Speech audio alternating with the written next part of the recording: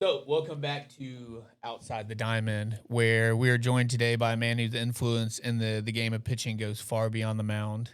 He didn't just coach pitchers, he built dynasties, mentored quite a few Hall of Famers, and I think redefined the art of preparation from the perspective of the pitching game. Leo Mazzone, known to many as the mastermind behind the Atlanta Braves' dominant pitching era, pretty much has a resume that speaks for itself. I mean, World Series champion, Braves Hall of Famer, widely regarded as probably, if not the greatest pitching coach of all time. Yep. So from the dugout of Fulton County Stadium, where he kind of got his trademark in rocking, became essentially very iconic as his rotation. So, to mentoring names like Glavine, Smoltz, Maddux, Pete Smith, Leo shaped more than pitchers. He essentially shaped an entire era and decade, 20 years of pitching. So, But behind the man, it's kind of the story of the man that grew up in a very small town, played in the minors, and fought his way up through the coaching ladder with a grit and essentially an unmatched baseball brain, if you really think about it. And today we get to hear his story. So, Leo, welcome to Outside the Diamond. Good. Glad to be here. I got to tell you one thing. There's no such thing as a good coach without talent. There's no such thing. So we had great talent to work with. Yes, sir. And the other thing that Hubby will appreciate is that when Sherholtz called me and said, how are we going to improve this club? I said, well, the pitching's in place. I said, well, we need to catch somebody to catch the ball. I said, because you can't have good pitching without good defense. Yeah, so right. Absolutely. Yep. Yeah, so we like that's missing in the game. Absolutely. Yeah. A lot missing. Go ahead. Sure, we'll get into that later. Are we already going down that rabbit hole? First Just 4 got minutes. started.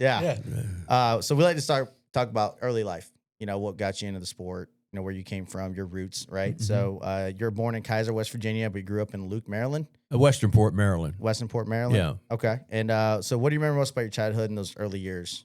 Well, I remember, over the years, when you're born in West Virginia, then the next day you go across the Potomac River and you're in Maryland.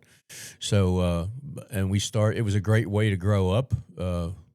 Went to Catholic school, very well disciplined as far as growing up and being organized, et cetera, which, a coach has to have that. Well, I was getting organized at a very young age, and you didn't have no choice.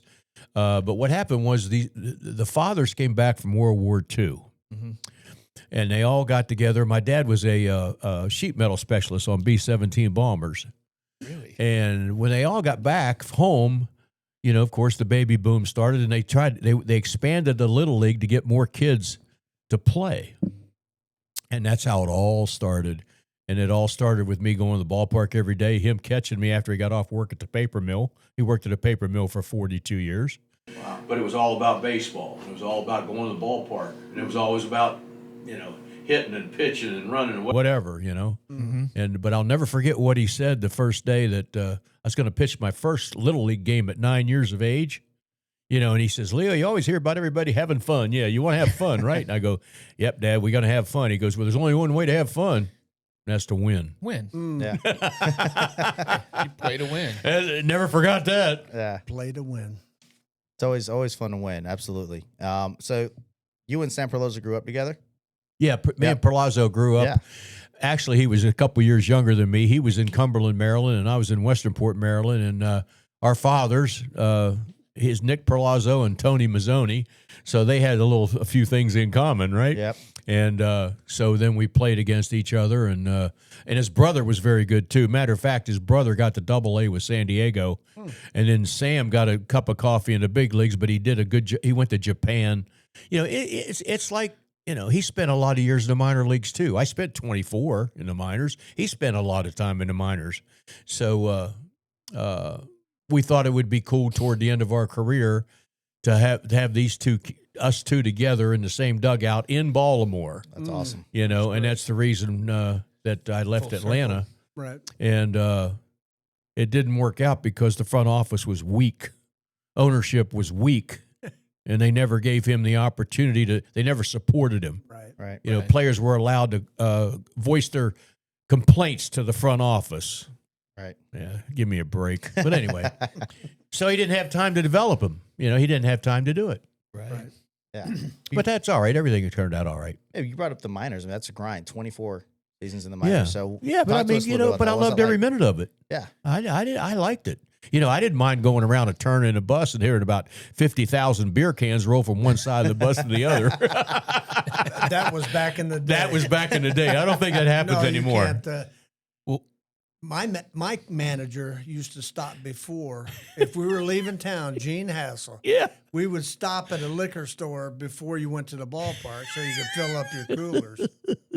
And then they'd throw Right. them up top and they'd go back. Well, So 24 years you were in the minors? yeah, I pitched for 10 and Different era. coached for 14. That's perseverance. Oh, That's yeah. discipline to be able to do that. Yeah. Yeah. Matter of fact, I was up in Greenville last week and went by the stadium where the Greenville Braves were. Yep. And I was there in 84 and 87. And I got to manage there a half a season because they sent Bobby Dews up. So my hitting instructor was Luke Appling and my pitching coach was Johnny Sane.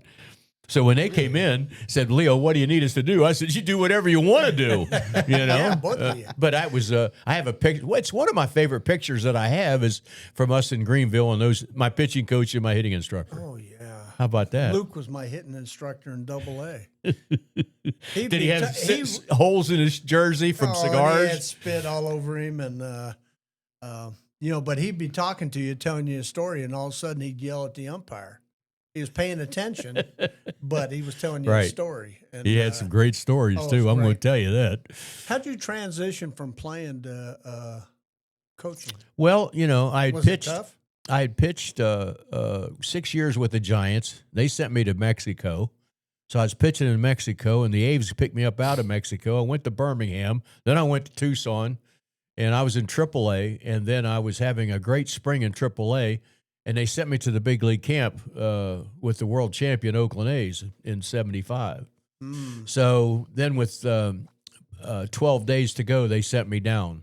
But I was right there in the middle of it because Paul Lindblad was a left-handed reliever. He and Darrell Knowles were the lefties. Raleigh Fingers was the righty. Right. And you sure as heck wasn't going to start there with that rotation. Right. And so Lindblad had a sore arm.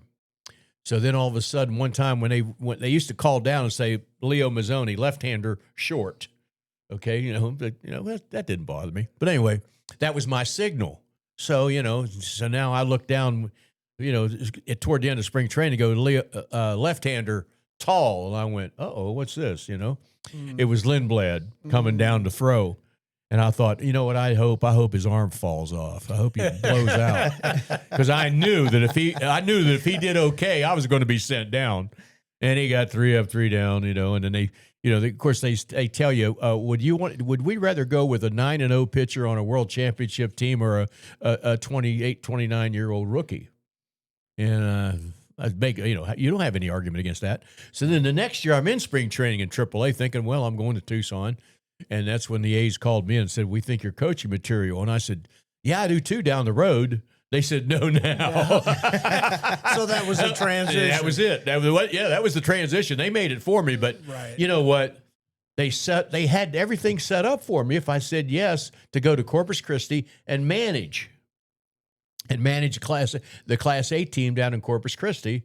And so I went down, and that's how it started. But then when I was managing in the minors, you were the third base coach. You were the pitching coach. That's you were the right. hitting instructor. That's I had right. to use a starting pitcher that pitched the night before to coach first base. That's right. And you know what, Hub? You had to go at 3 or 4 rounds of BP, and guess who did? Oh, Did, I remember those Oof. days. But anyway, So it you didn't bother me. It didn't bother me. So you never even thought about becoming a coach? That decision I was coaching when I was playing. Gary Lavelle, a good buddy of mine, he went to the big leagues with San Francisco, and he was always fighting his slider, and I showed him how to get it better, Yeah.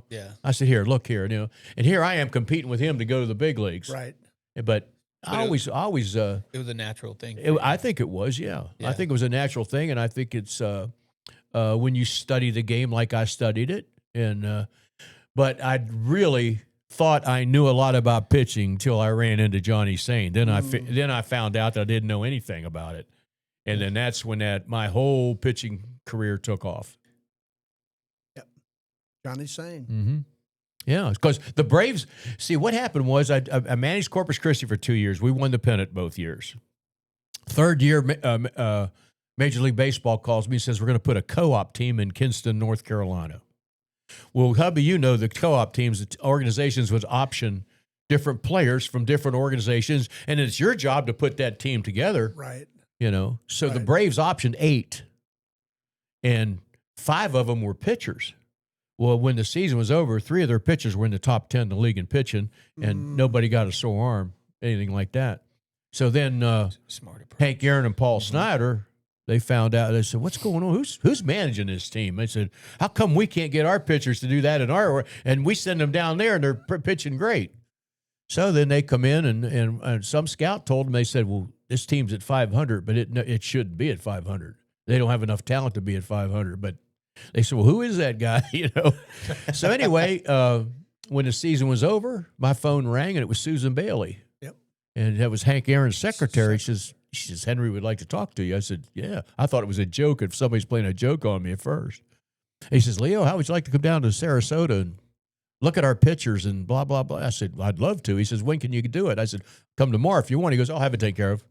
I went the next day. I was on a plane going down to meet him at the Atlanta airport. Of course, I had to poke him on the back because he didn't know what I looked like, Right. That was instructional league, Mhm. right? Okay. Yeah. So they asked me when I watched them that year, hubby, you'd like this one. Who was the best arm that you saw out there, Leo? I said, "There's one that's clearly above everybody else." They said, "What's his name?" I said, "Steve Bedrosian." Oh, yeah. Yeah. Electric. Oh, yeah. Well, that was a no-brainer. Yeah. But anyway, so they said, "Well, we want to offer you a job." I said, "Well, what team do you want me to manage?" They said, "No, we want you to be a pitching coach." I went, "Oh, kind of disappointed. I wanted to manage." Right.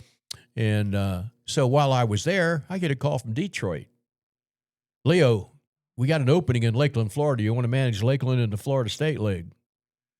I went, "Let's see, manage Lakeland." So then I figured out, okay, Atlanta offered me more money to be the pitching coach than Detroit did as a manager. I said, "Well, I'm sorry." I said, "I'm going to join the Braves." And that's how it all started. Good choice. But you learn quite a bit when that starts. I'll tell you, that's a whole different story in itself.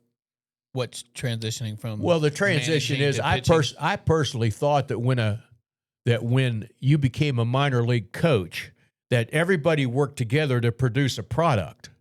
Yeah. That wasn't the case at all.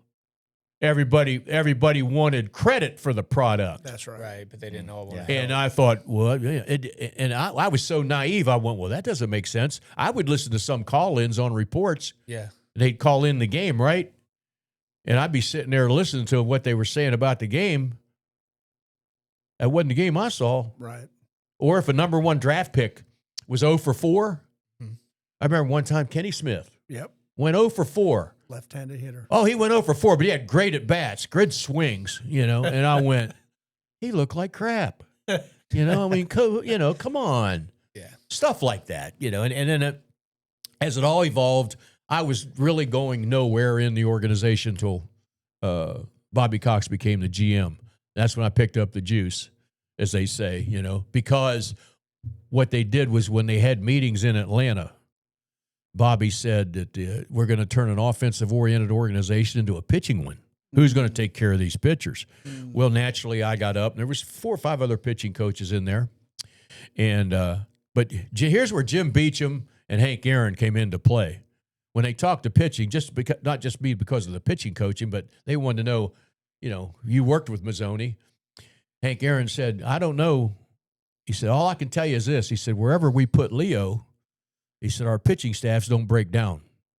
So then Jim Beecham said, "Leo, I was with Leo a couple years. Our pitching staffs don't break down."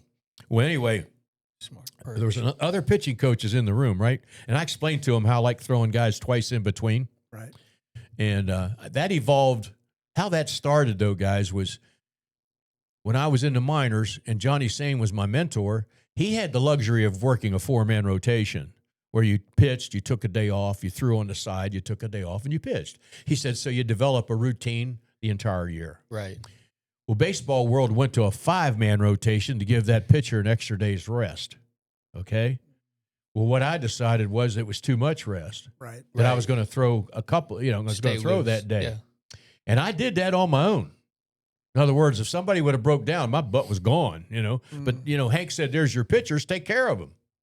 You know, so, but that's how that started. But anyway, so they asked another pitching coach in this meeting. They said, what do you think of what Leo just said? He goes, well, he said, as much as he wants them to throw, he said, they'll have nothing left by August. And so, you know, me being the way I am, I said, well, when I have pitchers throwing off the mound at 60 feet, 6 inches going downhill to a catcher, where they make their living, what do you do? Well, we throw flat-footed in the outfield. I said, well, why don't you explain the difference to me then? He said, well, if you put them on the mound going downhill to a catcher, they'll have a tendency to throw too hard. I said, that's what the hell they pay you for, is to regulate the effort. That's right. Yeah. Everybody shut up. Boom. Bobby says, okay, Leo. And then it started to take off. That's a great combination over the years.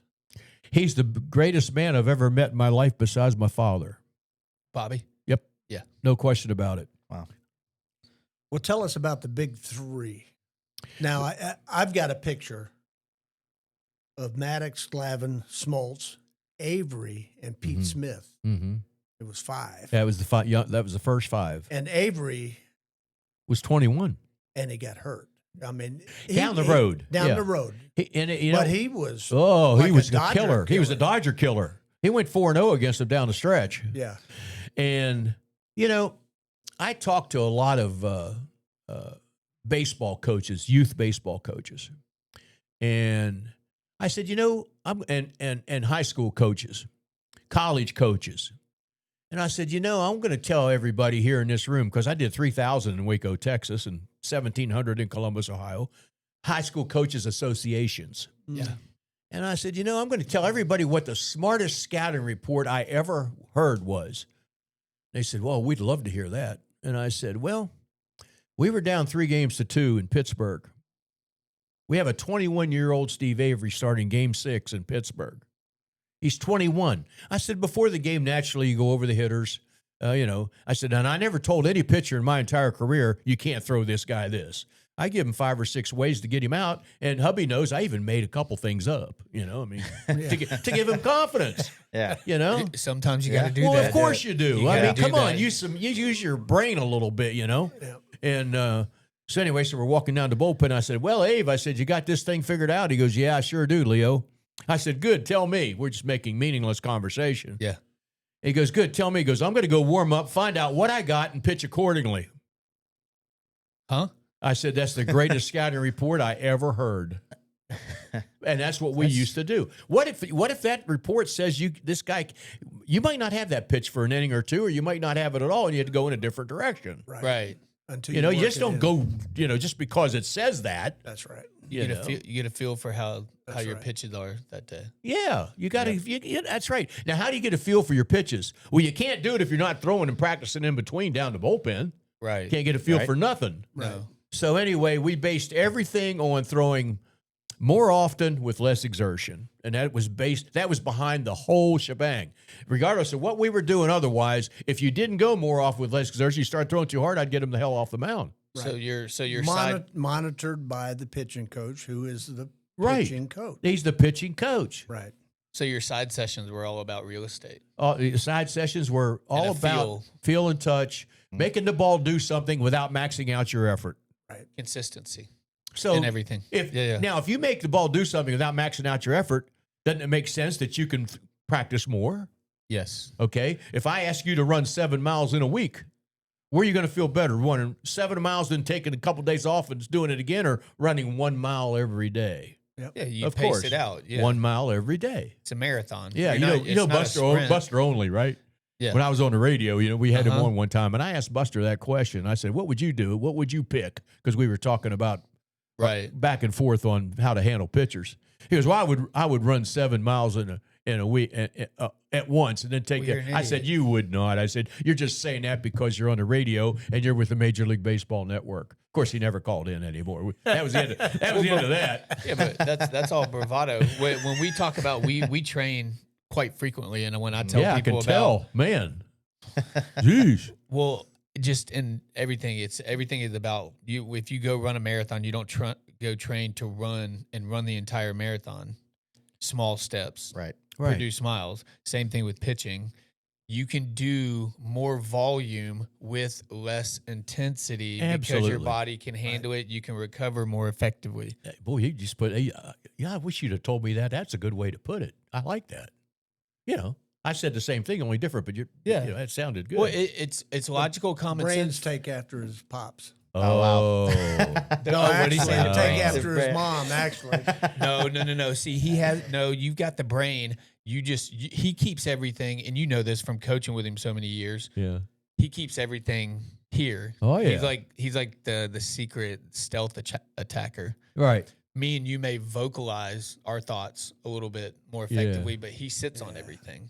So so But anyway, we were talking about the big three. yeah, tell us some stories about Well, each one of them. Maddux. Okay. So when you approach them, right. okay, you could be very firm with Glavine. He's a strong-minded individual. So what you wanted to say to him, you know, you could be firm with your presentation. You understand what I mean? Like if there was even a little bit of constructive criticism, you know, you could be firm with it. Right. With Smoltz, you had to make a very light presentation. Say the same things probably, but only a lighter presentation because you got to know your pitchers.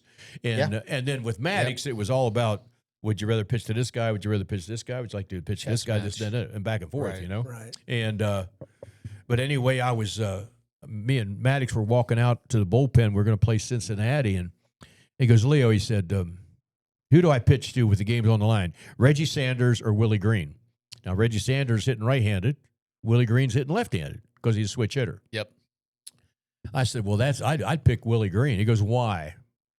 I said, Reggie Sanders strikes out an awful lot. He goes, yeah, I know. I said, but he strikes out on pitchers that pitch north and south. You pitch east and west. Yeah, because of everything he throws. Right. Yeah. And I said, right. Willie Green can't hit your sinker. He can't hit your cutter. He can't hit your changeup. And he goes, brilliant. All right. So we're walking a little further. He told me, he says, you know, I asked another coach the same thing. He said, you know what he said? I said, no, what'd he say? He said, oh, it doesn't matter. You pick whoever you want. And that's what he did not want to hear. So therefore, then before we get to the bullpen, I said, who'd you pick? Who'd you pick? He goes, Willie Green. Yeah. So, you know, but you had to give him an answer. Right. And the very first time I worked with Maddux in spring training, when we made the trade, he had his first side session. He was missing his target. Missing left, missing right, missing left. I went. And he looked at me and he goes, what'd you think of that session? I said, well, to be honest with you, I didn't think it was very good. He goes, I didn't either. And he left, you know. Next day, boom, boom, boom, boom. Never missed nothing. And he looked at me and goes, what'd you think of that session? And I said, you know what I think? It only took me one day to get you squared away. And he laughed, you know, and we had a great time. But the thing was, you know, he did that on purpose. He wanted an honest answer. He wanted to know if I was going to be a pitching coach that 99% of the other coaches would have said, oh, that's okay. You know, it's only the first day. We're just getting loose. He didn't want to hear none of that. No, be honest. Yeah, he wanted honesty. Brutal honesty. Brutal, yeah. But he also, you know, those guys didn't want any phonies. They could spot a phony in a heartbeat. And then also no eyewash. Right. You know? Yeah. Get your work. That's why they loved Bobby. Pitchers loved Bobby. There wasn't no eyewash. It was just, if you get your work done, you can leave, do whatever you want. Go play golf. And go play golf. Take care of your responsibilities. Absolutely. And boy, you should have seen them take care of them. When they knew that was a incentive. Oh, yeah. Man, they got their work done. And if somebody wasn't getting it done right, that means they had to stay out there longer. Yep. They let them know it. So they coached, you know, they were coaches too. So, but then you had Avery and Pete Smith behind them. Right. And you know, Abe had killer instinct at a very young age. And he trusted his changeup at a very young age, which a lot of power pitchers coming out of high school do not. And then it moved over to Kevin Millwood and Denny Nagel. Yep. And, you know, somebody said, you know, Denny Nagel, we traded Jason Smith for Denny Nagel. Now, we know Sweepy, as we call Jason. We knew he was going to be a good pitcher. Oh, yeah. But also, Denny Nagel was a 20-game winner. And so you're having a 20-game winner in the 5-hole? That's pretty good. Yeah, that's pretty good. With Kevin Millwood, a 16-game winner in the 4-hole. Now there's Kevin Millwood. Kevin Millwood, if you watched him practice, awful. Absolutely awful. He's a game time player. Once the bell rang, I mean, Doozy go, oh my God. Bobby Doozy, our bullpen. I said, what's the matter, Doozy? He goes, that wasn't very good at all. I said, doesn't matter. His arm feels good. He's okay. We're okay. So then he would warm up before a game. You know, Doozy go, oh my, oh no. I said, Doozy, don't worry. You know, don't let him hear you. Don't worry. He goes, all right. Go out. And now I'm starting to worry, going, boy, is he going to take that with? If he takes that out there, completely Never different. Yeah. Completely different. So, You know- and with Kevin Millwood, it was very little conversation. You okay? Yep. You like this? Yep. You want to do this? Nope. Okay. And with Nagel, he's funny, but he was fun. He was a clown, but he was a smart one. He knew when to do it and when not to do it. You know. Right. Mhm. Right. So you had all these kind of guys, and they all, I think, when I was put in the Hall of, this was, I think, in the City of Atlanta Hall of Fame. Charlie Lee Brandt was talking about me that we went. There was the veteran guy, Charlie Lee Brandt. Who They rubbed, told- rubbed off on the guys. Yeah, he was a nice piece for the three young guys, That's right. and of the veteran guy that they could go to, throwing 83 miles an hour, and wins 15 games after I was told by certain baseball people that he was washed up. Mm, I said, no, I don't think he's washed up. right. So then he would start the game off with a 83-mile-an-hour fastball, and Bobby would look at me and go, well, Leo, there's the blazer. but anyway, Charlie was talking about between 91 and the end of 93, we made 537 starts and we only missed one start. It was a crazy number. Mm, And then with Bobby and I together for 14 and a half years or wherever it was, our starting rotation averaged making 140 of the 162 game starts. So now, don't you think that between the manager, who has a lot to do with the health of pitchers, right. and the pitching coach with his programs, and nobody wants to do what we did, they got to be out of their mind. Yeah. And here's the other thing. This is the genius of Bobby Cox. We had a max out inning.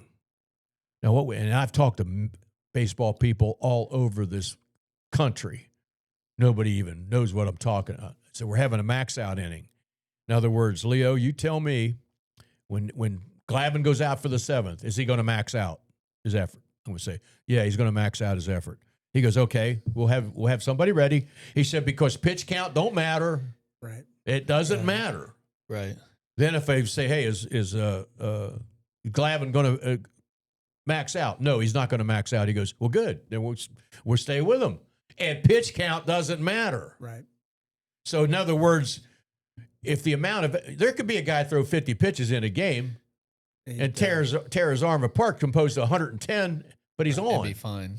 and he'd be fine. Well, they're not trying to. They're how not about trying thi- to throw 103 every time. How about no? Absolutely not. You know, I guarantee you those guys could have pitched at a higher number for velocity, Well, yeah. Right. but they did. Yeah, they didn't want to. They were uncomfortable doing that. Right. You know. Well, you know the stress it puts on your Absolutely. Well, they were smart enough to figure it out. You know how they figured it out? They were down in the bullpen, throwing more often with less exertion and Right. making the ball do something, you Right. know? So Kent Merker, here's a good example when I tell about pitch counts.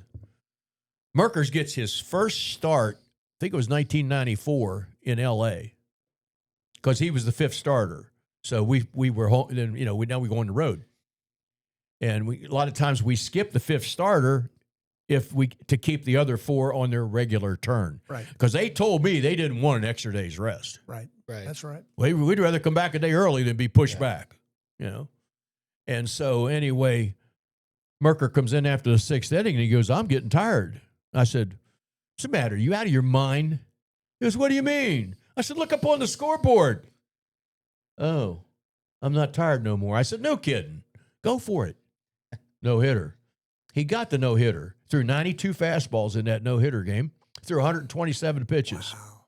Now, that was his very first start, right? You know how many years he pitched after that? 17. There you go. There you go. You know, and Merck was 89, 90. But his ball exploded at home plate. So these are all things and factors that you take into consideration.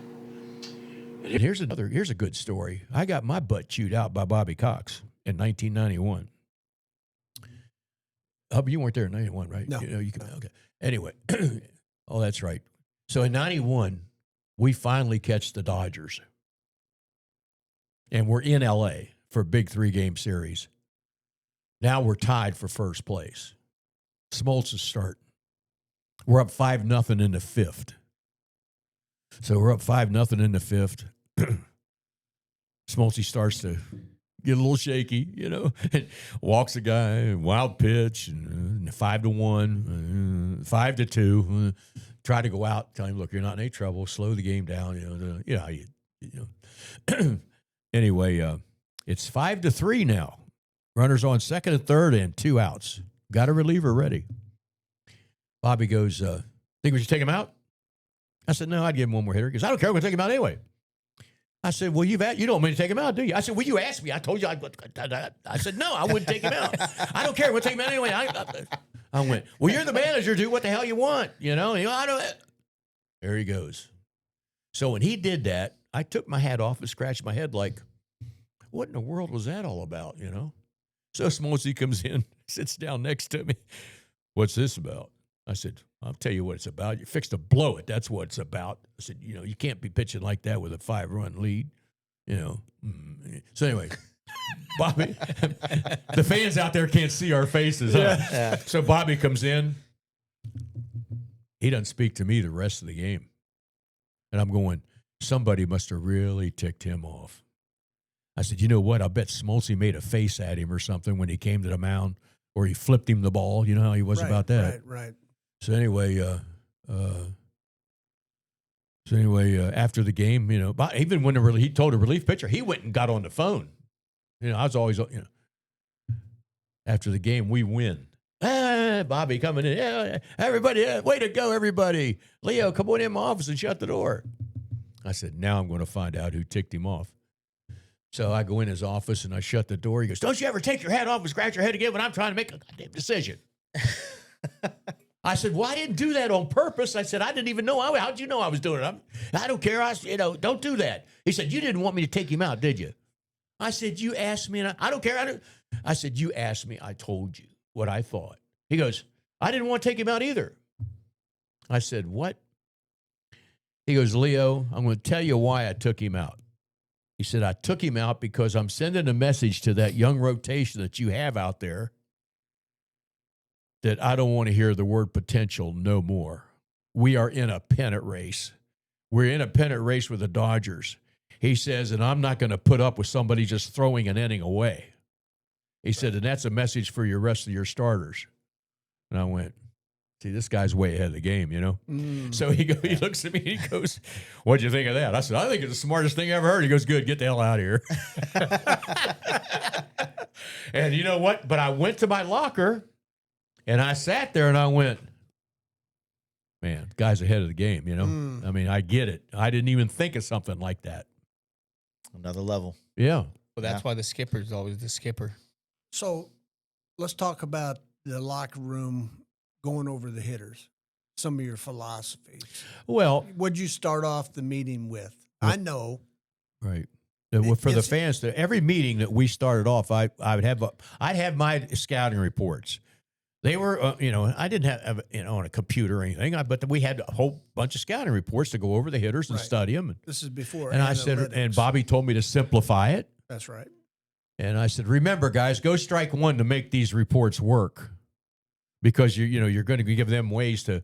In other words, what I wanted to personally know was, where does the hitter like the fastball, and will he chase? Where can we expand? So then I would go over the hitters. I never told a pitcher one time, you can't do this or you can't do that. I gave them freedom. Three or four ways to get the guy out, and I would even make something up if I had to, to go to the pitcher's strengths. Because what we did was, when we attacked the opposition, we attacked from our pitcher's strengths, not who we were facing. Yep. See what I mean? Makes sense. Yeah, I mean, Yeah. come on. He likes everybody's a first ball fastball hitter. Hubby will tell you he's been everybody. I said, well, we're going to give him a first ball fastball. It's going to be down and away for a strike, and two things are going to happen. You're going to be ahead in the count for strike one, or you're going to get a one pitch out. Ground out. That's right. Ground out. So I kept track, and I have it in writing, and it's in the Braves archives now, of all the pitchers and all staffs that I ever had in the major leagues. How many times did they go strike one, and how many hits on strike one? And for every one of them, for example, Maddux would throw 700 strike ones and give up 30 hits on strike one. Glavine would go 600 strike ones and give up 29 hits on strike one. A guy like John Rocker, who would not accumulate a lot of hitters, just, Yeah. he'd go like for a full year, he'd throw 72 strike ones. One hit on strike one. Right. So I had these numbers to show him. I said, look, right here. If you go strike one, look what happens, Yeah. So you had to back it up, Yeah. And then the other thing was that as we learned, that 1-0 and 2-0 count is a killer. It's worse than 3-1. So, but this isn't rocket science here. Right. Right. You don't want to be behind the count of the pitcher. No, you don't want to be behind in the count, And also, somebody said, how do you teach the pitcher then to pitch inside? Because we always got some complaints from certain people that we're not pitching inside enough. Right. Well, what do you mean? Are we winning? Are we pitching well? Yeah. Well, why? How come we ain't pitching? Anyway, because Bobby come up to me every once in a while and he'd say, we pitching inside enough. I said, you've been talking to so-and-so over there. He goes, oh.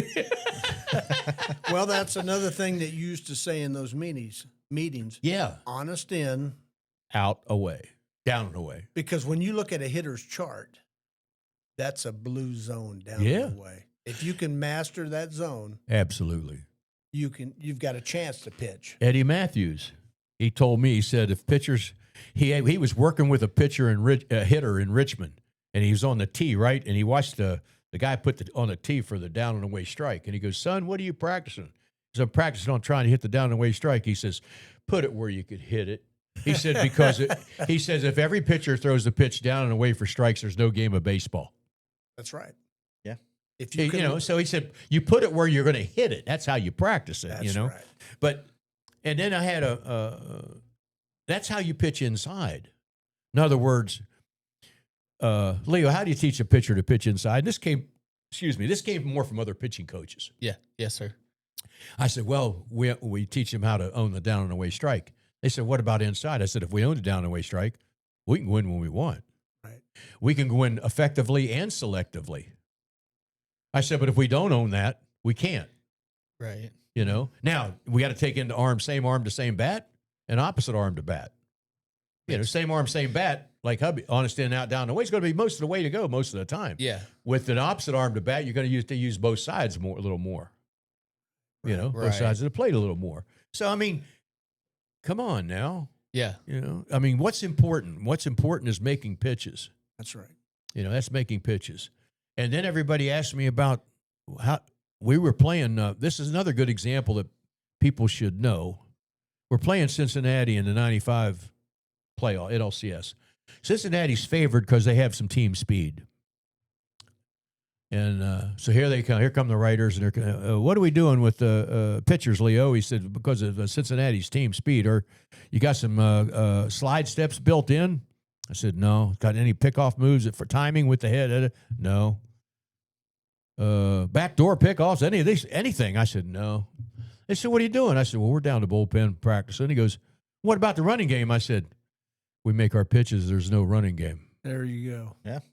Yeah. Take it away from Guess what? 2 of those games were 2-1. Right.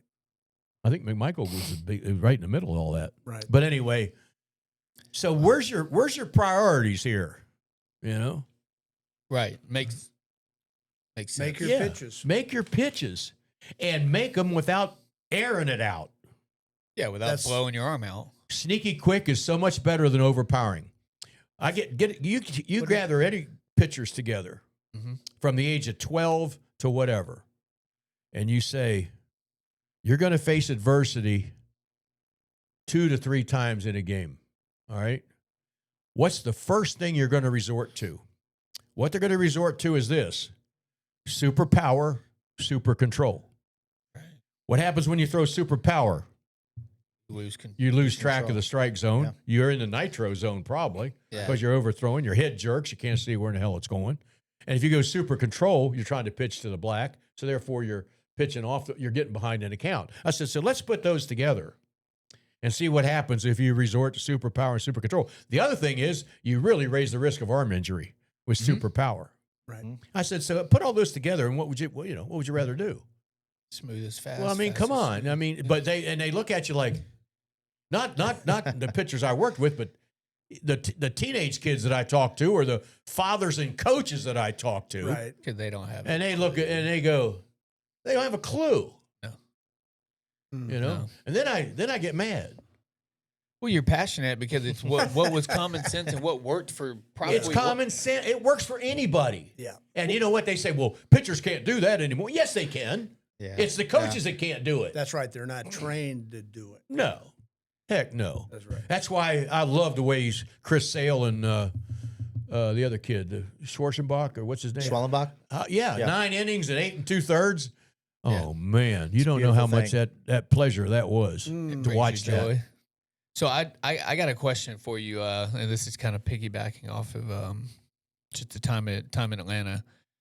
And I have to ask about it. The dugout rocking. Where did that come from? Was that like a nervous thing, or did you realize that you were doing it? Was it just the way you focused? I rocked when I was a baby, a kid, you know, and I Yeah. was in a high Because chair in the I know kitchen. people that they have a. I'm rocking right now. Now you got me thinking about it. Well, I just know people that like. So my older brother, when he sits there and he's thinking, Yeah.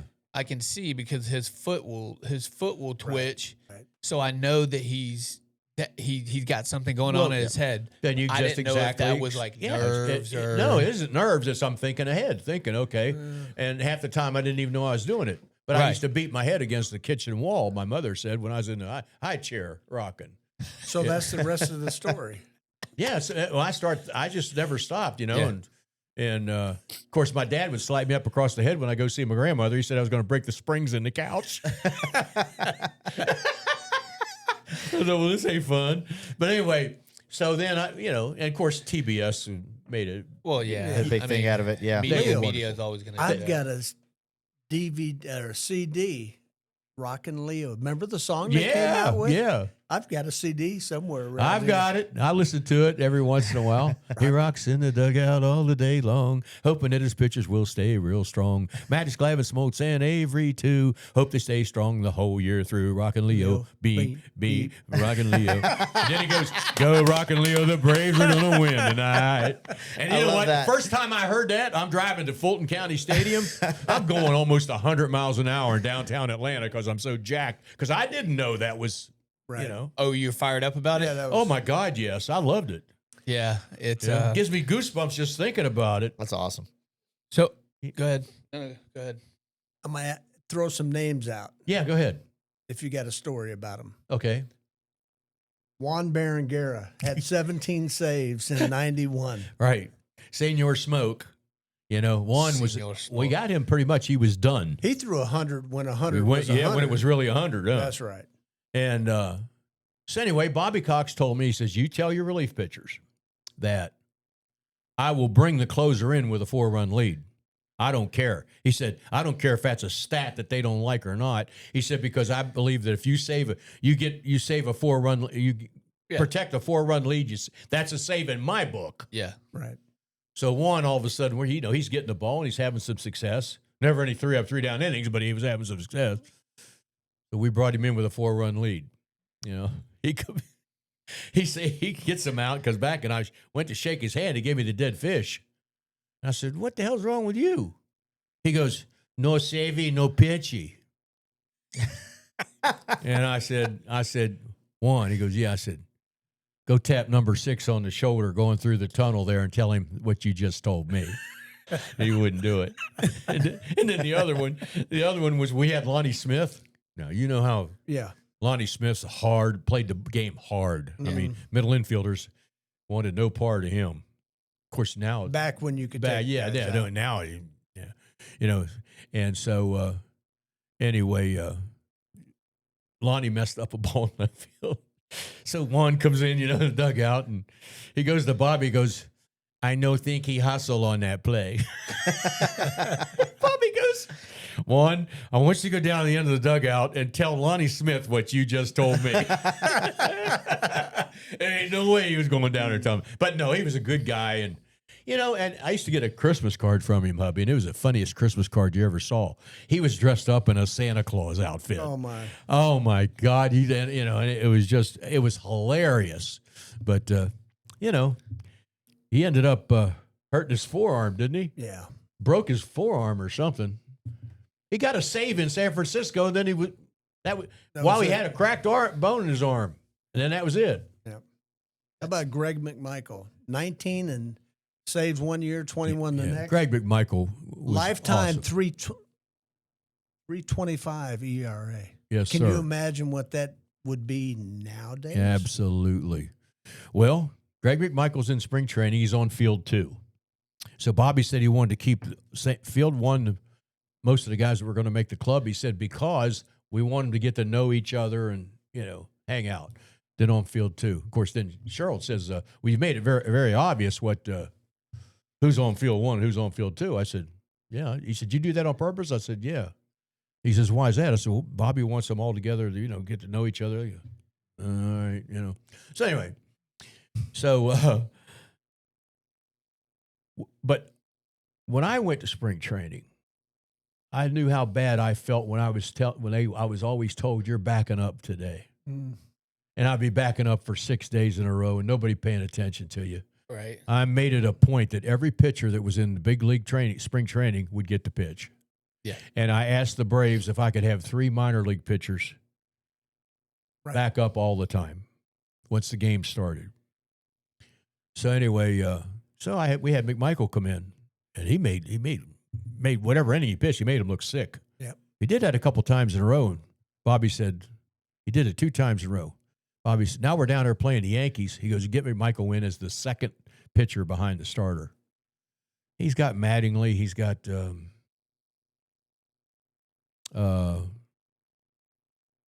guy that rode the horse when they won the World Series, left-hand hitter. O'Neill? Wade Boggs. Wade Boggs was there. Okay. But anyway, he had 3 horses. Yep. He struck out the side on changeups.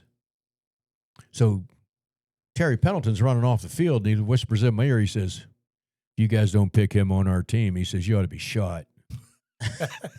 So now we go in to convince Sherholtz that we want McMichael on the team.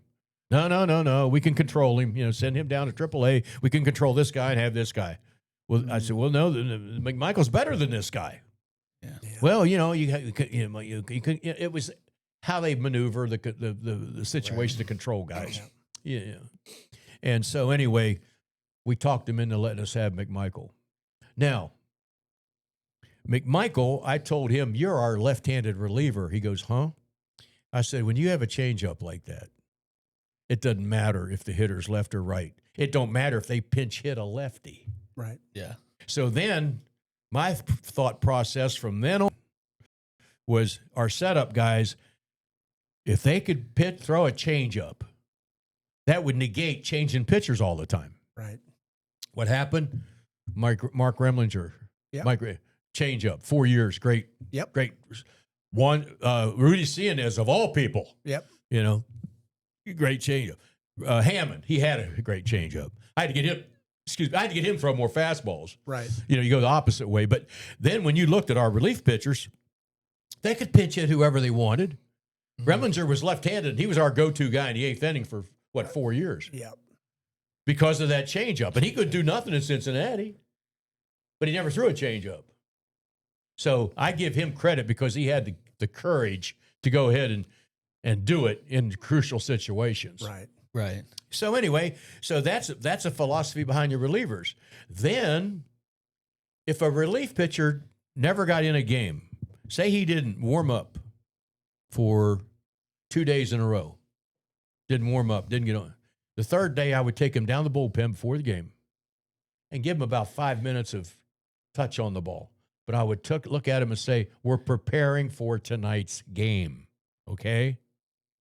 So anyway, one of the front office people said, hey, I saw you throwing Bedrosian down there in the bullpen. This was 93. I saw you throwing Bedrosian down in the bullpen before the game. I said, yeah. He goes, well, what if you got to use him tonight? I said, that's what we're preparing for. Huh? That's what we're preparing for. Propeller head. Yeah. Come on. What do you think? I'm going to do something like that to, Hurt somebody. Jesus criminy. But anyway, it all worked out. So you had to have a program for your relievers. You had a program for your starters. And I knew one thing I would always do as a coach. The number 1 guy and the number 10 or 11 guy at the time. The 10 or 11 guy would get the same amount of attention or maybe more than the 1 or 2 guy. Right. You know why? Because if you got the attention from your pitching coach, that made you feel important. That's right. Yeah. And if you feel important, you're going to pitch better, even if you haven't pitched much. That's right. No, You stay prepared that way. That way. You know you're a part of the mix. You care. You That's care right. about them. That's right. That's what it should be. A lot of guys tend to focus on the Like I just on the cream of the crop. Oh, I heard managers go, let's get the pitchers off field one so we can get some real work done. How about Mark Wohlers? Whoa, daddy. Great stuff. Electric fastball. Let me tell you, there's only one pitcher in the history of baseball that ever made Tony Gwynn look sick at the plate, and that was Mark Wohlers. The only one I've ever seen. It wasn't Maddux, Glavine, and Smoltz. No, Gwynn knocked the heck out of them because their control was too good. Oh, they did an interview. Yeah. And I think it was Maddux. He said, out of all the times we faced him, or no, it was Smoltz. He said we faced him, we'll say 1,000 times. Yeah. Only got him out 3 or Yeah. something. And that was not even all of them combined. No. And Glavine told me one time he had one game where he did okay against him. And I said, how'd you do that? He said, I just threw it down the middle and said, here, hit it. Just put it in play. Yeah, and of course, Bobby was the only one, too, that, correct me if I'm wrong, hubby, but if Gwynn come up with a man on first and he took off, didn't Bobby want the infielders to hold their ground? Yeah, because he was going to hit and run. Because whoever left their area, he's hit. Gwynn would put the hit and run. Yeah. on. Oh, Gwynn would put it on? Yeah. I mean, it's amazing. Yeah. So Bobby said, he wanted nobody to cover, but if he put it on himself, a lot of times we didn't know. Right. But that's greatness. That's right. That's smarter than the average bear. So anyway, he's one of the greatest hitters ever faced, Tony Gwynn. I said in our meetings, I used to say, give him a single to the left and we get it done with. Yeah. Because he had pull power. Yep. But when he went opposite way, it was a base hit to the left all the time. You know? Yeah, just give him one. Give him a base hit. Yeah. So give him. he didn't like. Oh, anyway, so Whoa Daddy fastball. Whoa Daddy, his split was and split. Oh, it was a killer. It was killer. And when he saved that game in Cleveland, that 1-0 game with Glavine. Glavine come in after the 8th. He said, "I'm mentally shot, Leo." I said, "I know." I said, "You sure?" He goes, "Yeah." I said, "Okay." Bobby, Glav's out shot. He goes, "Tell Whoa Daddy he's in." So I went up to Bobby when Wohlers was coming in, and I said, if he gets on, he's going to steal second, and he's going to steal third. Bobby goes, "Yeah, I know." I said, "Yeah." He goes, "But Leo, Wohlers is the only pitcher we got down there with a man on third can strike out the side." So they see, I'm going, there he is again. He's ahead of the game, I mean. It sees what everybody else doesn't. Yeah. That's one of the greatest pitch games by Glavine. Oh, against that team. They had some firepower. That's the greatest lineup we ever saw. But anyway, Wohlers got him out, and of course, everybody knows he started getting off target, and he tried so hard to get back on target that he hurt his arm trying. Right. But I understood what he was going through, and I told him, I said, because I went through it myself for a brief period, and I told him, I said, "You showed me more courage than any pitcher I've ever seen in my lifetime." He goes, "Why?" I said, "Look, you're off target a little bit, right?" He goes, "Yeah." I said, "And you're going out there in front of 50,000 people." That's right. And I said, "And that's tremendous courage. I want you to know that." It helped, you know. I mean, come on, it helped. You know, he's on your team, and he's tremendous and a tremendous person. You got to build him up. Super guy. Super guy. So Walter's one of the best relievers we ever had. Yeah. Maybe the best one when it's all said and done, except for Smoltz. To be able to do what small, you can go to relief and then go back to start. Right. Now, you know what? You know how that happened? You know. Yeah. His arm hurt. His elbow hurt when he started. And then he said, but my elbow don't hurt when I pitch one inning. Bobby goes, okay, we'll make him the closer. Ahead of the game. Yeah. So we pitched him one time in the 8th inning, and then here he comes as the closer. And Bagwell told me, he goes, Leo, he says, you know what? He says, when you face Smoltz, if I get up there 3 or 4 times, I think I can get him once. He said, but when you got one shot at him, he said, it's hard to do. Yeah. He had great. I always wondered why, and I've asked him this, like why, if Smoltz would have stayed as a closer, would he have been the greatest closer the game's ever seen? I mean, considering what he did in the short amount of time. Right. I think when you can't say that about any closer now because they don't have to get up, pitch 3 innings. That's right. Or 2 innings. Like Raleigh Fingers, Goose Gossage, those guys had to pitch. Bruce Suter, they had to pitch more than 1 inning. Yeah. Three 3 innings at least, right? Yeah. Or and then if it wasn't 3 innings, you had to face the tying run on deck too. Stuff like that. Yes, sir. So I would get the relief pitchers together every spring, and I'd go, we're getting ready to break, right? Is there anybody here that can't get 3 outs? No, Leo, we can get 3 outs. I said, then what difference does the inning make? They said, paycheck. I said, okay, You got a point. Here, you got a point. When you go in the negotiation. Now today, though, the setup guys is getting as much as anybody, I guess. Yeah. Or whatever they're doing. Well, how about Kerry Lightenberg? Come out of nowhere. 30 saves. 30 saves, come out of nowhere. And another great guy. Yeah. The thing about Bobby's Yeah. in your clubhouse Yeah. was you had to be pretty good to stay around. Yeah, and you had to act right. Yeah, right. Yeah, you you can't be a didn't. clown, I mean, in a bad way. Or Yeah. pop your gums. That's right. But Light come out, Light had, I guess you didn't realize how much of a competitor he was. Right. And he kept the ball down all the time and come out of nowhere. He came out of an independent league That's right. and saved 32 games. Yep. So that goes to tell you that, some of these people that think, well, if we're not drafted, there's a lot of stories out there, guys that have made it. That's right. Coming out of those types of leagues. That's right. And but he's one of the original guys that got the Tommy John. Yep. And we didn't even know how it happened. One day he was pitching in spring training, and he said, arms bother me a little bit, but I'm okay. So, so we'll go get it checked out. And he was going to be our closer again. Yeah. So, but Light was great. UCL. And he lives up in Minnesota. Mm-hmm. And Great guy. he was just a super guy. Oh. But he was, we set records for no Tommy John surgeries, homegrown. Right.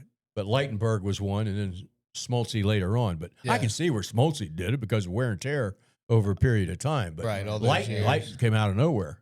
Right. Smoltz, when his arm was hurting, Yeah. hey, I'm going to start throwing a sinker, and I'm going to throw a curveball, and I'm going to mix in a knuckleball. Yeah. I'm like, Yeah. Yeah. only a great pitcher like that and creative. Well, John early in his career had a thing about about a changeup. Couldn't throw one. Really? No, he couldn't. He his breaking ball was so good. Right. He didn't. Well, yeah, I mean, but he needed something for left-handers, a little extra to get him. He was good, but this was to get him to the next level. Yes, sir. So I looked at it myself, and I went, perfect delivery for a split. Mm.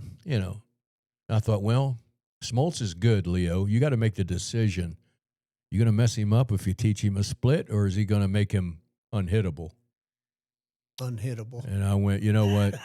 Yeah, I've never coached scared in my life. Risk it. And I know it. Here's what I did. I called Bruce Suter. He was in Atlanta. I said, can you meet me for lunch before I go to the park?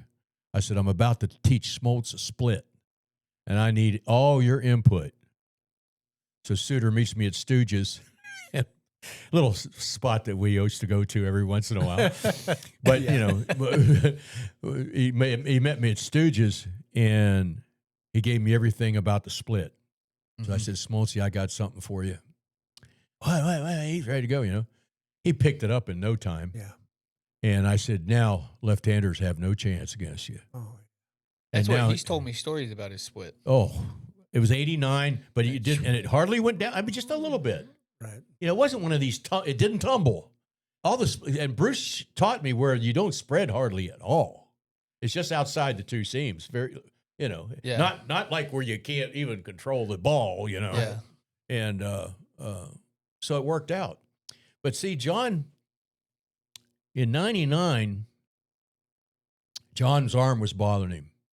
And he looked at me halfway through the season and said, you know, let me show you something. I said, okay. So he throws one from out here, like a 3/4, low 3/4. Yeah. If I throw from there, my arm don't hurt. He said, if I throw up here, my arm kills me. I said, well, easy decision. Throw from out there. So I went and told, I said, I better go tell Bobby that Smoltzy's dropping down to 3/4. I said, Bobby, Smoltzy said he has to drop down to low 3/4. He goes, arm bothering him up top. I said, he goes, that's fine. He goes, he had 2 practice sessions with it and goes into Houston, or we play the Killer Bees in Atlanta. He goes 7 innings, and now they're, you know, and Abizio said, we heard he was going to drop down, but we didn't think he'd be this nasty, you know, from dropping down. Yeah. Right. Now we get to the World Series. He hasn't gone back over top in forever. We're going down the bullpen, and he had a funny look on his face. And I said, you know, when you've been around somebody so long, you know that. You read them. And you read them, and he goes, I said, you're going back up on top, aren't you? He goes, I need my split for the Yankee left-handers. And he struck out 10. Got beat, but struck out 10, 3-1. Mm. But just in no practice setting, just went ahead and did it, you know.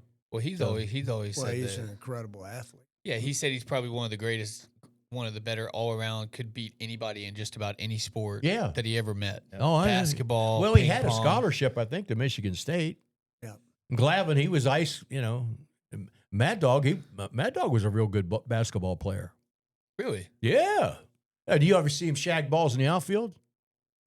Once. He got a great jump Yeah. during batting practice. They gambled on those in batting practice. That's right. That's how they got their running in.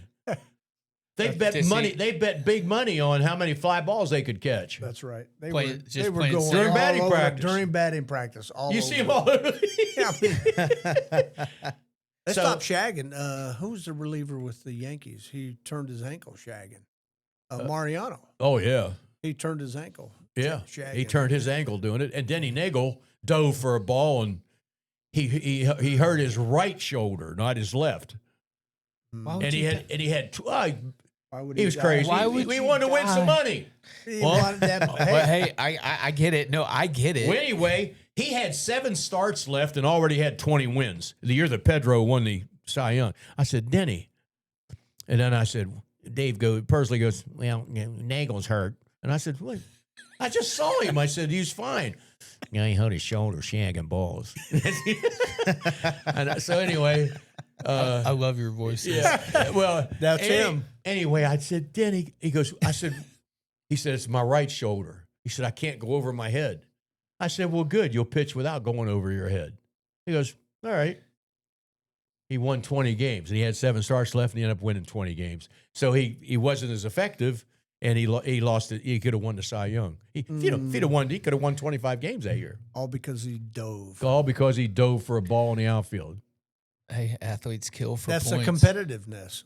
Athletes kill to win, man. But- it's anything to do. Yeah. Anything to win. But Oh boy, that one really, you know, you got to have a starter miss a start because he dove for a ball in the outfield. Yeah.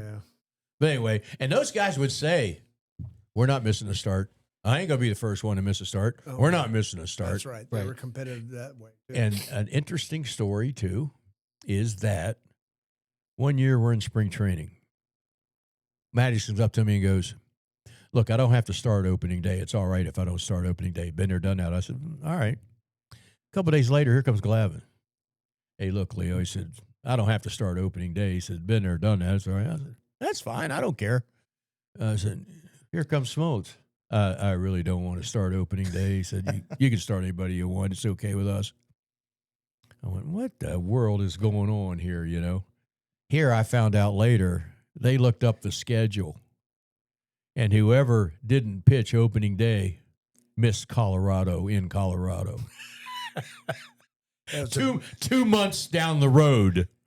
Superstitious. Before they were humidoring the balls. No humidors, and it was the Blake Street Bombers. Oh, man. When we had to open up against them on the road in 95, I hated that. Remember that? Yeah, but you know what? I'm glad after we beat them, I thought we were going to win the World Series. I just wanted to get through Colorado. We killed Colorado for years. They can't pitch there. But they had Galarraga. They had the left fielder. They had, who was the right fielder? Well, the right fielder's a Hall of Famer. He hit a ball in the Larry Walker. Above the 1 mile sign Yeah. off Rocker. Yeah. Rocker threw it and grunted and a mile away. Oh, Ellis Burks. I mean, they were nasty, but you're never going to get any pitch in there. That's the only time. There was two places that our pitchers had starting pitchers had a difficult time rebounding. Not a difficult time, but it took longer. Right. Candlestick Park and Colorado. Mm.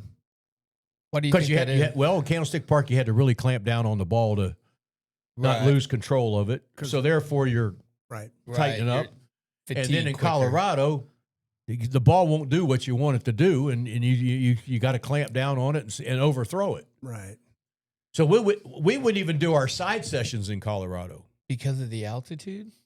Because of the humidity and altitude? Yeah. Huh. Yeah. Wouldn't do nothing. I mean, now. Well, I knew balls fly different depending on where you're at. You know, I didn't think it affected pitching that much. That's a big ballpark. Huge. That is But big. having said that, the ball flies. Oh. I mean. But you know what? Like you said, though, the doubles and singles killed you. That's right. Lots of home runs. You know, we had a saying: pitcher gives up 4 solo home runs in a game, you're still going 8 or 9. Okay. Right. Yeah. Okay. Kent Merker had given up 3 against the Phillies in the vet after 6 innings. He goes, "Hey Leo," he said, "I think I'm pushing your theory a little too far." And I said, "No, you got 1 more left."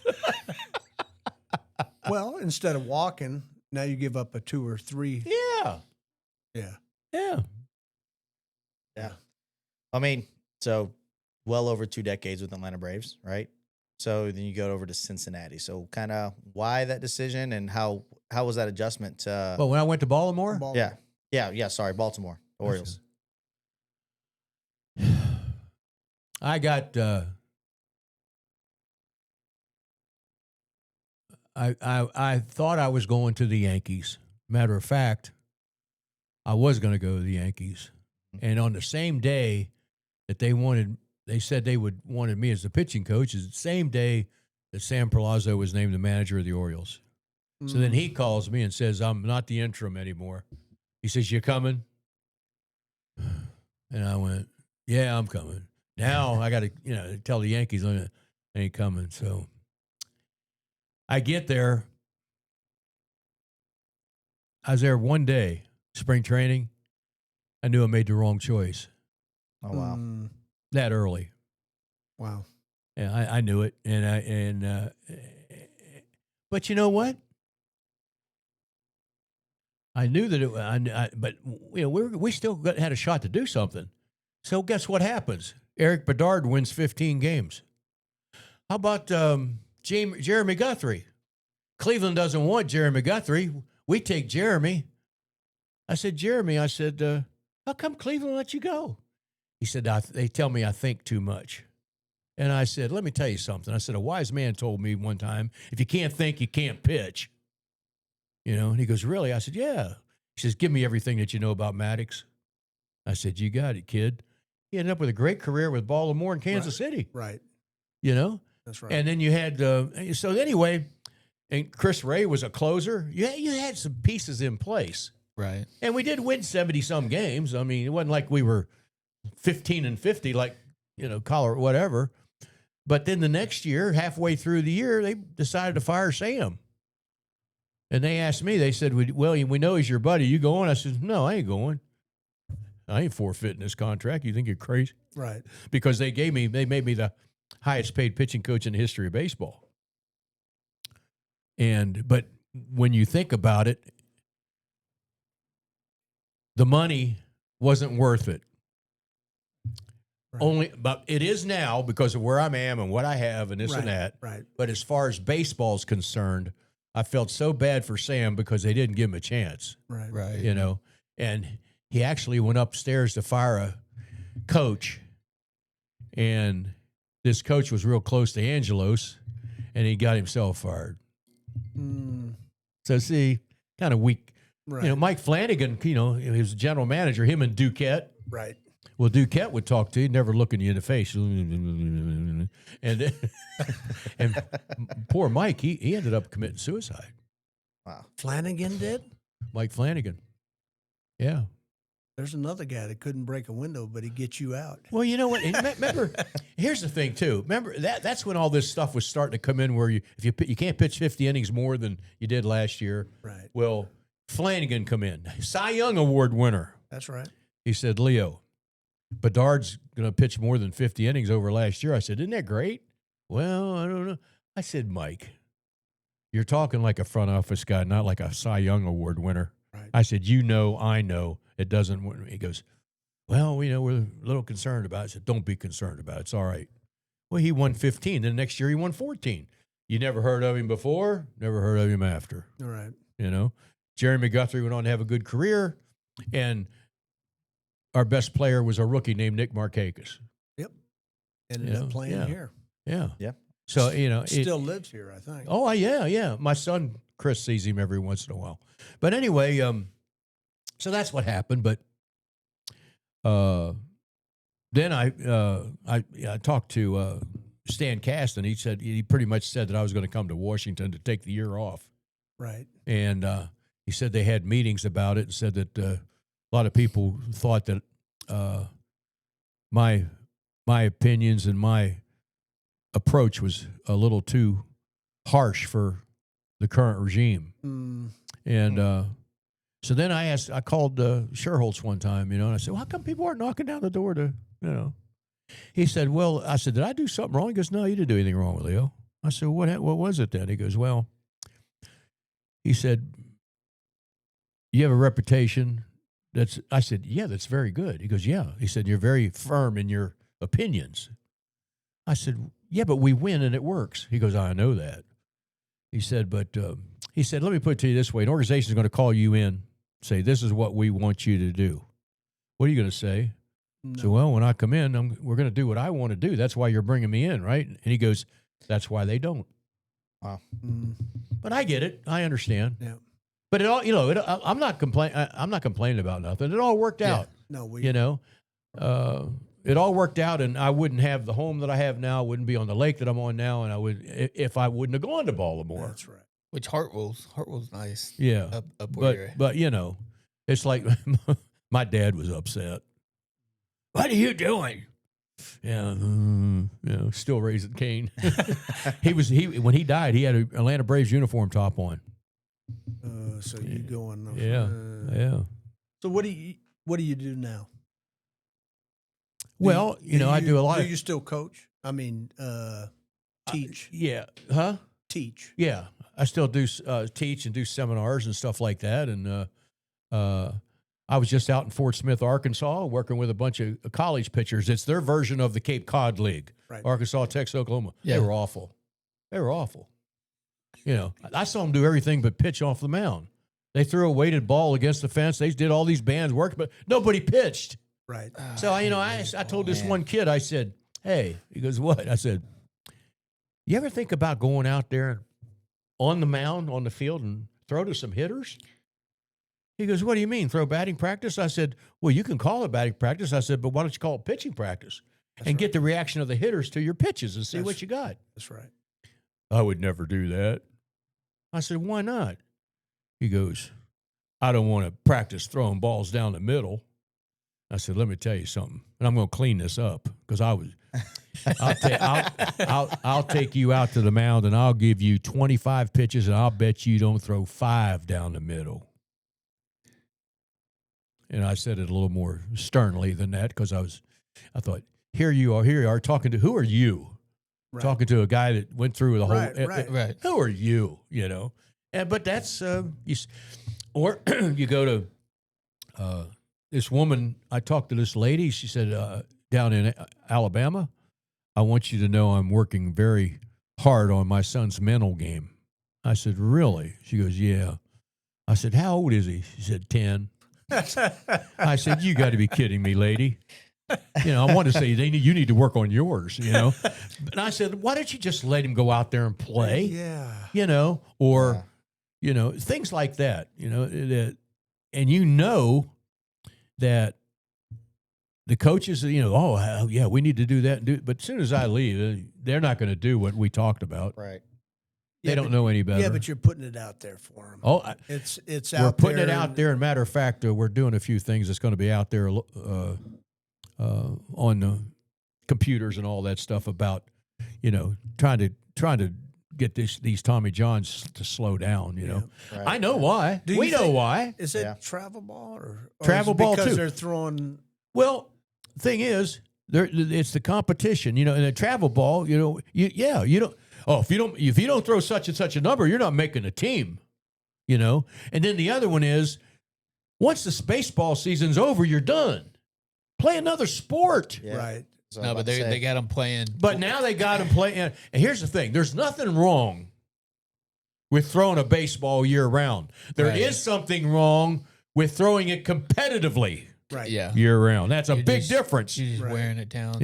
Right. Frenchie talks about that on his podcast all the time. Yeah. Like all you're doing is wearing out the All you're elbow doing joint. is wearing it out, and you're going to pick up a weighted ball and throw it against the wall, or you're going to have some clown say, I can increase your velocity by 5 miles an hour if you pay me this and do that.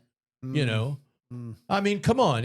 I am very, very passionate. passionate and upset Yeah. with the way pitching is now handled from 12 years of age Yeah. to 40. Right. Well, I'll tell you a story. I was telling my dad, I was talking to my older brother, and he said that they had picked up a kid for their travel team. 3 of their kids they had to take off of pitching, just essentially out of the game. Yeah. Yeah. Kid Elbow. couldn't throw. Kid threw like 2 pitches, and this one of the kids got taken off a couple weeks later, came back in, threw a couple of pitches, and that's all they do year round. They just got him pitching. Yeah, I mean, year-round. but and here's the thing. Now you end up having it, right? You have to have a Tommy John surgery. You want to have another one? Just go back and do what you did. What we're doing to cause it in the first place. Right. Yeah. Now 37% Yeah. of Kids, Tommy same. Johns now you have to get them 3 years later. Yep. So that tells me that you're not adjusting your game to anything.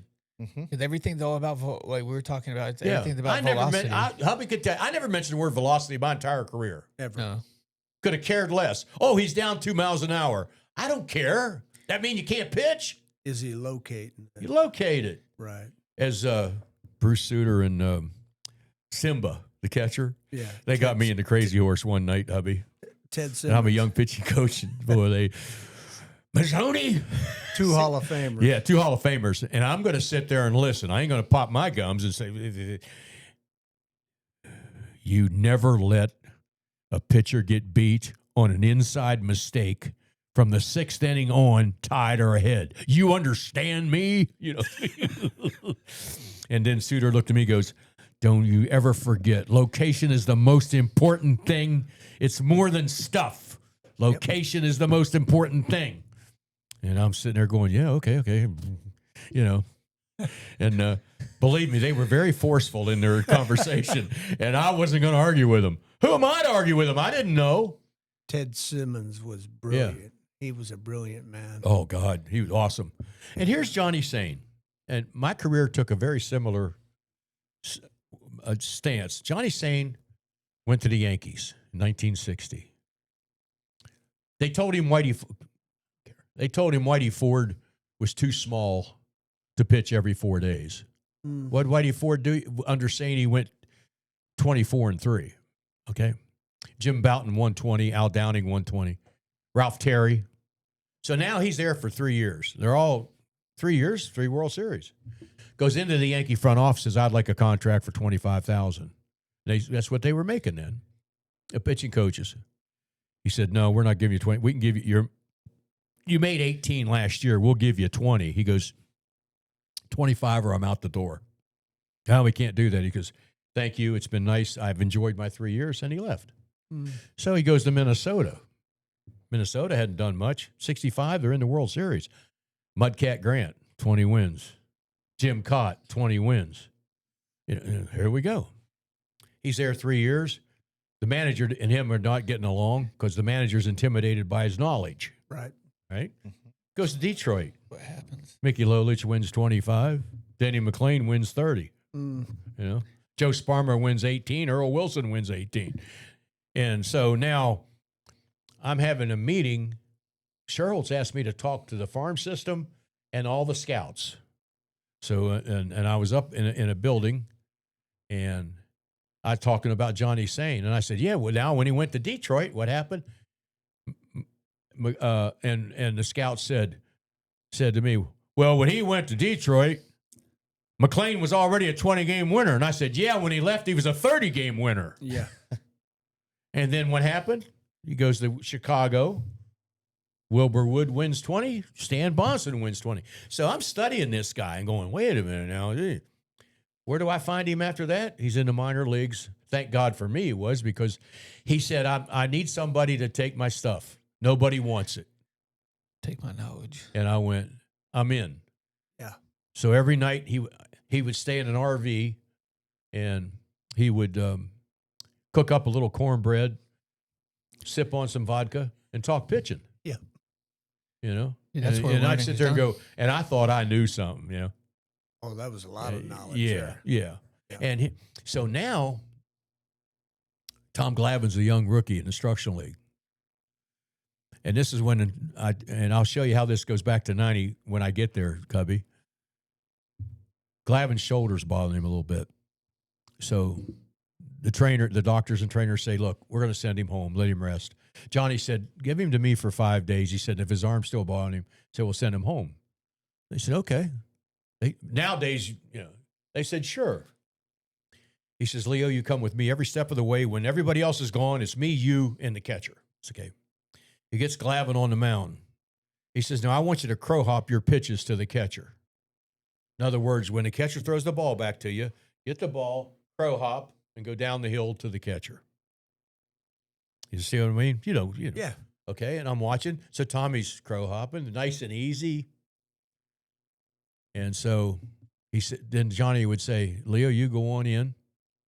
He says, and I'm going to stay out here and talk to Tommy a little bit because he didn't want to give me everything at once. You know what I mean?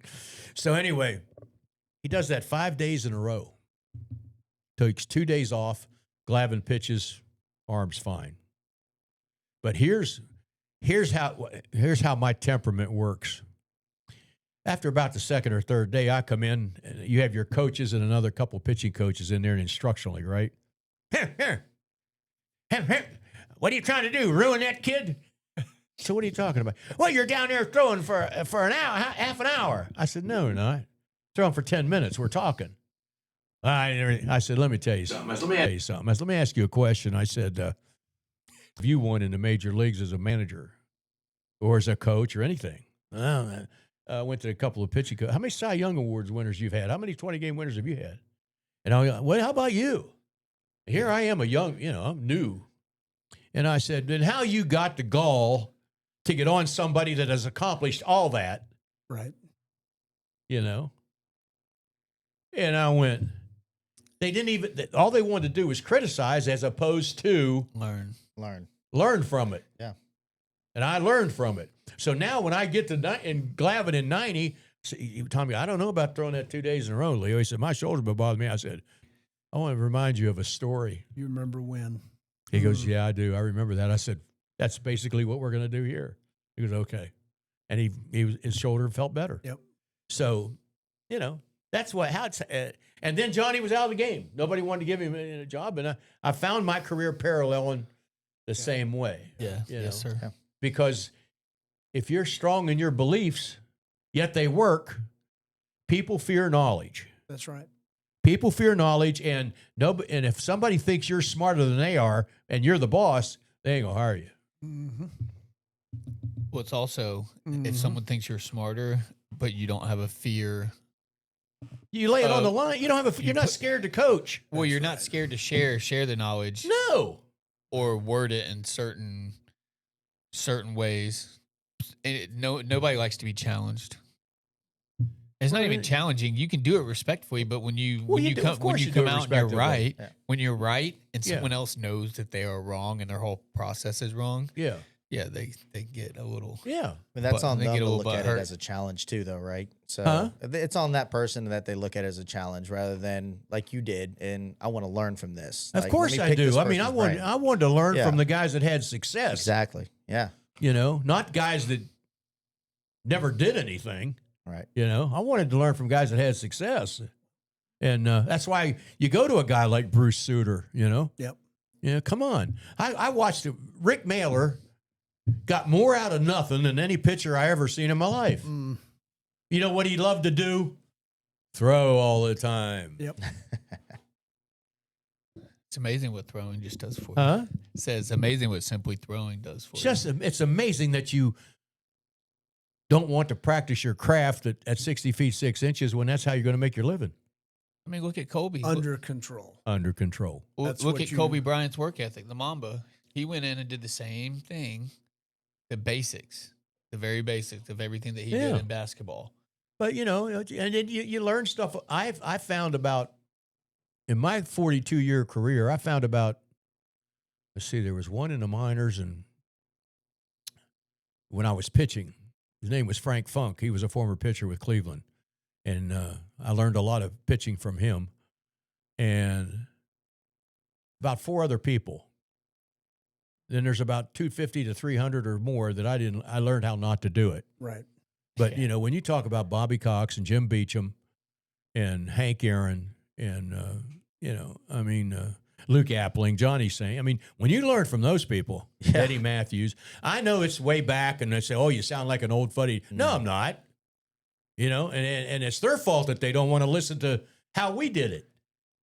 Because everybody thinks they know. Do you better. know, I'm in the minor leagues as coach for the Braves, and we had a roving hitting guy. It was Willie Stargell and Hank Aaron sitting on the fence. And the guy went up to Hank Aaron, and said, you know, you'd have been a better hitter if you didn't have that hitch. Oh, my God. He walked away, and Hank looked at Willie and says, who is that guy? That's our roving hitting guy. Well, he was lucky he wasn't fired right on the spot. Right. That's you know, that's stupidity. Oh, man. Oh. You know? It's like Hank told me one time, he said, you know, Leo, he said, they used to tell me about dropping my hands, you know, and that. He goes, he said, when you're a great hitter, he says, you call that a timing device. That's right. How about the catcher told him when he went up to the plate, he had the Hand, yeah. the thing on the bat. The knob. Not the knob. The Pine- where Hillary and bat. He had it turned wrong, Oh, yeah. and the catcher says, "You know, you're not supposed to have that turned that way. It's supposed to be turned up like this, so Yeah. you can read it." He said, "I'm not up here to read." The trademark. Oh, yeah. And Leo, Don Drysdale used to hit me all the time. He said, he hit me in the neck. He says, I wasn't going to show him that I was hurt. He said, I'd get up. He said, I was hurt, but I wasn't going to show nobody, especially him. He goes, guess who I got the most home runs off of? 18 off Don Drysdale. Wow.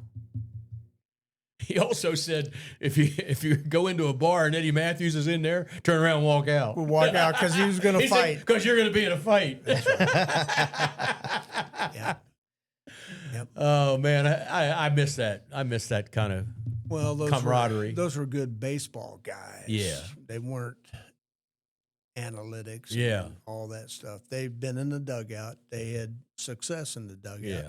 Those are the guys you're supposed to listen to. Sure. Why would you not listen to Johnny Sain? Got to be an idiot not to. All the success he Well, the had. world's full of those. Oh, I know. Anyway, So, But anyway, I'm so happy you're here. this is a blast. I don't know about that hat.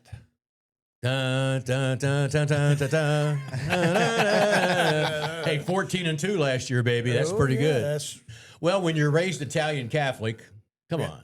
Yeah. And now that it's and you were Pope up, Leo. yeah, you're up there. Pope Leo now, too. Don't forget. Oh, I forgot that. Yeah, That's he's an right. American. He's American from Chicago. Chicago. Yeah, from Chicago. Huge And White I Sox texted fan. Huge White Sox fan. Yeah, and I talked to Glavine. I said, if I'd have been Pope Leo 25 years ago, we might have picked up another World Series win.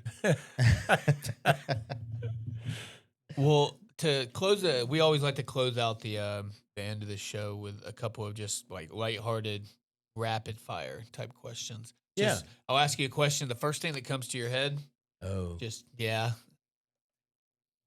I see that look. So you think it's about Hubbard it, looking at me like that. I know I can read his mind. You know that.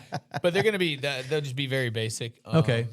So, out of all the pitchers that you've worked with, so who would you think was the funniest pitcher you ever coached? And are there any pranks or clubhouse moments that still make you laugh? Well, I think the funniest pitcher ever coached was probably Denny Nagel. And as far as clubhouse pranks, I wasn't into any of that. I didn't particularly care for it, and I didn't pay any attention to it. So, Okay. Do you still rock back and forth during tight games when you watch them on TV? only college football. Obviously, you're College football, but I sometimes have a hard time watching a baseball. complete baseball game, and when I do watch it, I got to turn the sound down unless Glavine's the analyst, and then I'll And then listen. yeah, Yeah, just because of the game. just how it's described, and doesn't do a thing for me. Right. If a movie were made about your life, who would you choose to play Leo Mazzone, and who's playing Bobby? Oh, Brad Pitt's playing me. Come on. The ladies' man. Yeah. And Bobby be John Wayne. Yep. How often do you visit Bobby? Now that you guys are retired and you live separate? Every 2 weeks. I'm going to visit him today as soon as I leave here. Really? Yeah. You going? I know there's sometimes a group of you guys that go. He gets called and goes over there with Snick. I pretty much go by myself. Yeah. Oh, you go? Okay, so you go by yourself. Yeah, Okay. yeah. Lemke goes with me every once in a while, but I just soon go by myself. To be honest with you, Lemmer's been over there? huh? That's good. That he's Lemmer's been over over. I took him over once. He's been over there a couple times. Yeah, because I know he goes with lived- Snick, Yeah. Quadagno. Quadagno. Yeah. And just some of the. Yeah, We got to control conversation. You can control the conversation. yeah. With just the three of us, we can. Right. Instead of getting lost in the show, everybody. Yeah. Sometimes it's Right. better one-on-one. Absolutely. His house is beautiful. Oh, it's gorgeous. Beautiful. I come through the door and he'll start doing all this stuff. And he's trying to tell Pam, get Leo a drink. and Is he always sitting? On the recliner right in front of the fireplace? Yeah. Yeah. And Pam goes, well, let him get through the door first, Bobby. So, and guess what? He goes like this. That means he wants one too. Yeah. And Pam will go, you got to be careful. And he goes, why? I'm not going nowhere. Yeah. That's great. He's a great man. Yeah, I love that you guys still have that relationship and that brotherhood so many years later. Yeah. That's really special. Yeah. No. If it wasn't for him, I won't even be sitting here doing a podcast. Yeah. To be honest with you. He gave me my chance when nobody else did. And plus, he was very open-minded. I had two great bosses. Yeah. Hank Aaron, Bobby Cox. You know what Hank Aaron said to me when they hired me? There's your pitchers. You take care of them. And he trusted you to do that. Yeah. And then I went to when I got to the big leagues, Bobby goes, there's your pitchers. You take care of them. And he trusted you to do that. They Yeah. didn't micromanage. And a lot of people don't know this either. I was in Scranton, Wilkesboro. We were playing a AAA game, and Bobby called me and he says, "I need you to fly to Seattle." And I went, "What's in Seattle?" He says, "We're going to make a big trade." He said, "I can't get nothing that I need from the scouts." He said, I need a pitcher's point of view. I said, okay. He says, go downtown, get yourself a sport coat. I'll fly you out, put you at the Crown Plaza. He says, your tickets will be at the game. I'm going, what in the world is this, you know? So I get out there, and I'm sitting behind home plate watching. I said, wait a minute. I said, what's the deal? He goes, we're thinking of trading Mike Stanton and Kent Merker to Seattle for Mike Jackson, who was Mike Jackson was the top closer then. I said, man, I said, Stanton and Merker are two good prospects. I know, he said, but you got a top, National League All-Star. And so anyway, American League All-Star. And, yeah. Anyway, so I'm out there. Yeah. And Matt Sinatra and Craig McMurtry are behind the cage, and they look and see me up there. They said, is that you, Leo? I said, yeah, well, come on down on the field. So I go down on the field, McMurtry, what are you doing here? What are you doing here? I said, well, we're thinking of making a trade. What is it? What is it? I said, don't you tell anybody. I said, you get me in a bind here. I said, we're thinking of making a trade, Merker and Stanton for Mike Jackson. He goes, right away, McMurtry goes, you don't want to make that trade. I said, why not? He goes, he's got a sore elbow. I said, Mike Jackson has a sore elbow? Yeah, he's got a sore elbow. I said, no, you guys ain't BSing me now, right? I said, my career might be on the line. No, Leo. He says, look, when he comes out, just, act like a fan going down the bullpen to see. He said, he'll start picking up weights trying to get his elbow loose. Sure as heck. So I ran to Bobby, and I said, called him. I said, you can't make that trade. He goes, why not? I said, Jackson's got a sore elbow. He goes, well, how in the hell did you find that out? And I said, well, I got told it. I was down on the field with McMurtry and Sinatra because they both were with us. Right. Anyway, he goes, well, you stay there for the 4 games. Watch him pitch. He said, see if you think it's worth it or not. He says, and then I want you to watch every position player between Seattle and Texas. He says, and I want you to grade every position player compared to our position players and grade them out. I went, okay. So now I do the 4 days, right? I grade them out. Braves didn't have anybody Dale Murphy, Other than that, Anyway, this was 1989. Where were you in 89? Oakland. Yeah. Yeah. I want you to know that because I would have. Anyway, Dale Murphy was the only one left that was. Right. So anyway, he goes, well, do you see anybody you like? I said, yeah, they got a pitcher named Billy Swift. I said, the bottom falls out of it. I said, I don't know why they're using him in middle relief, I said, but Jackson's wild high. Okay, Leo. You found out more from me in 4 days than I've heard. He says, now I want you to go to Chicago and do the same thing. I said, okay. Anyway, he calls me back, goes, go join your team in Richmond. Okay. Well, I have to go to Buffalo. They're in Buffalo. Derek Lilliquist is pitching. He throws a shutout. I get back to the hotel, and there's a phone call for Leo at midnight. I went, uh-oh, family problem. Somebody's scared to death. She said, it's the lady, it's a Bobby Cox. I said, oh, okay. Bobby gets on the phone. He goes, I need you to make one more trip. I said, where's that? He goes, Atlanta tomorrow. I said, well, what's going on in Atlanta tomorrow? He says, well, at noontime, we're having a press conference and naming you the Major League pitching coach. He says, you got any questions? I said, yeah, I got one. He goes, what's that? I said, who's the manager? He goes, me. They told him to come down from the front office and take over. And when he did, That's that's how it all started. It's a beautiful story. Wow. Love that. So we'll wrap up here. For everybody out there, thanks for rocking with us in the dugout, front row, on the front seat in the Hall of Fame. Leo Mazzone's story is one of passion, preparation, and precision. He didn't just develop pitchers, guys. He developed men, anchored a dynasty, and left a blueprint that's still studied by people today. And Leo, we want to thank you. Oh man, for rocking with us. I love this. Yeah. Thank you. I'm a ham. I like this kind of stuff. Oh yeah, I mean, you're welcome back anytime. By the way, just let me know. I'll be here. We got so much to cover, hubby. We'll do it again sometime. Well, We do part 2, 3, 4, 5.